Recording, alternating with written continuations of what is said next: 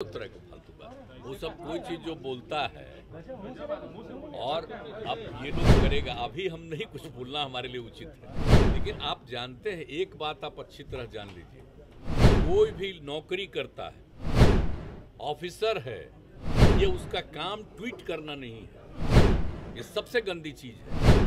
उसको अगर कोई समस्या है तो अपने डिपार्टमेंट को या सीनियर जगहों पर आकर के अपनी समस्या बतानी चाहिए। जो डीजी हैं वो गाली देती हैं और मन इस तरीके से व्यथित हुआ कि उन्होंने कहा कि अब मैं छुट्टी पर चला जाऊंगा।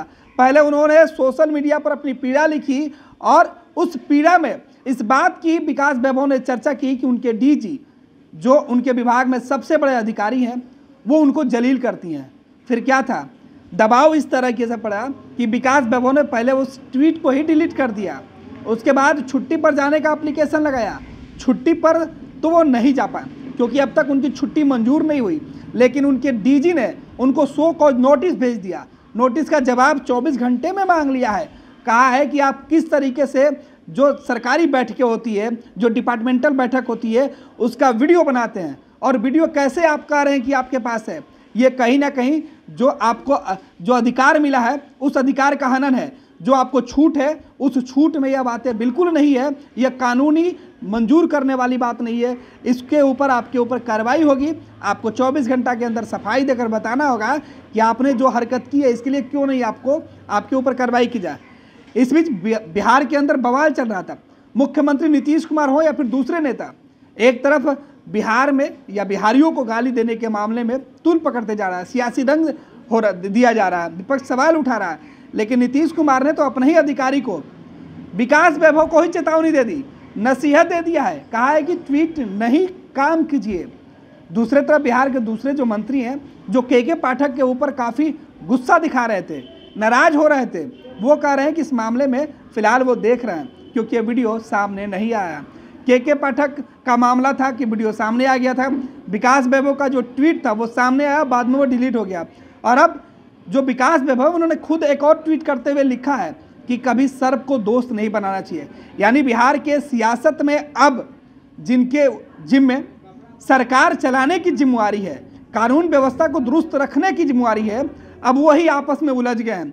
मुसीबत इस कदर से बड़ा है कि नीतीश फैसला नहीं ले रहे हैं।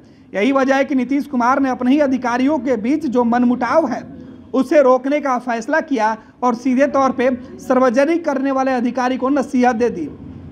मुख्यमंत्री का बयान सामने आने के बाद यह तय हो गया कि अब सोहा अहोटकर के मामले में कोई भी नेता सरकार के तरफ से या गठबंधन की तरफ से जो सहयोगी हैं वो नीतीश के बयान से इतर तो नहीं जाएंगे। लेकिन बड़ा सवाल है, जो नीतीश कुमार के पाठक के मामले में जांच की बात कर रहे थे, आखिर शोभा अहोटकर के मामले में इतने खामोश क्यों हो जाते हैं?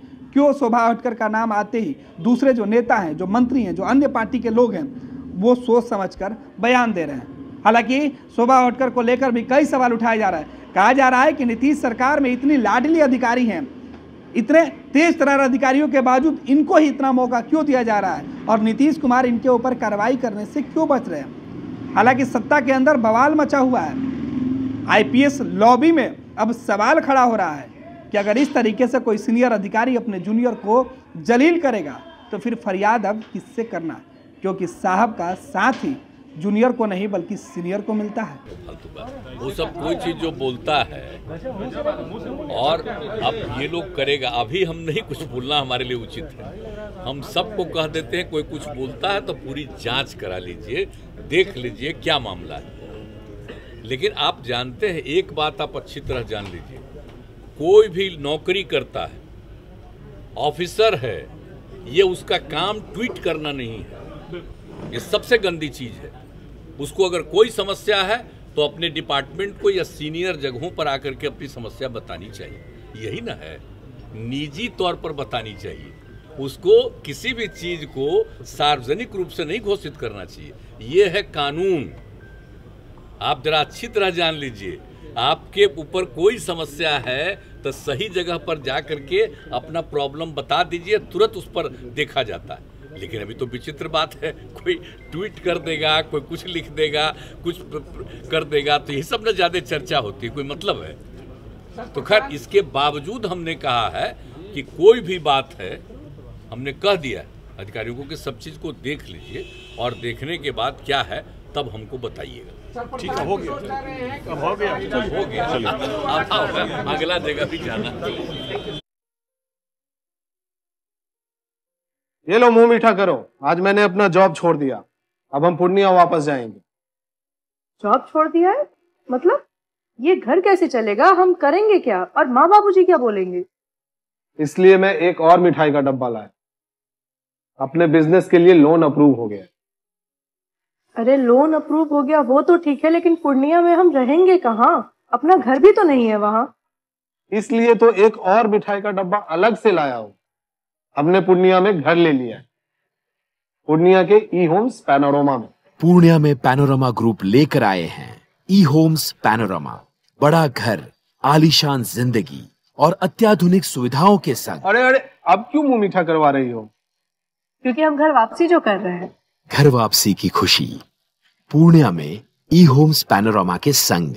ई Homes Panorama, luxurious lifestyle redefined.